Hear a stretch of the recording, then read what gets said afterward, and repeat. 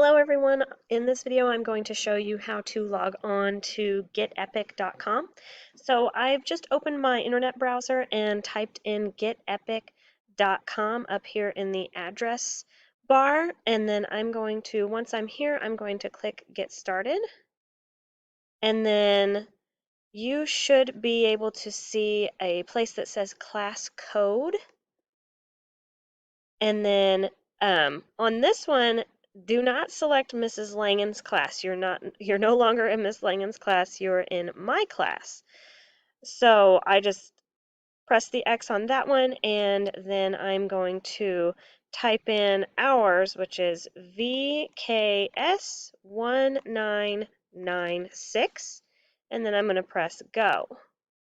And then now it had select my class over there on the left, and now it's automatically logging me in to, I'm in the teacher view, but now I see everyone in our class. So then once you're at this page, you're going to scroll down until you see your name.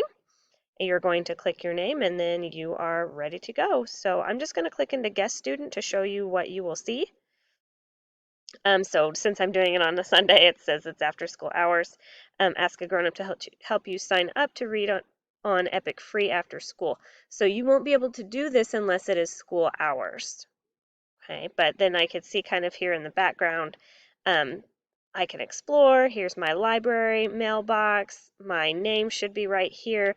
And then you can search for books by author, by title, or keyword, or some word that you know is, maybe the book is about family, so you would type in family and then hit enter. But that is how you get to getepic.com so that you can read books online.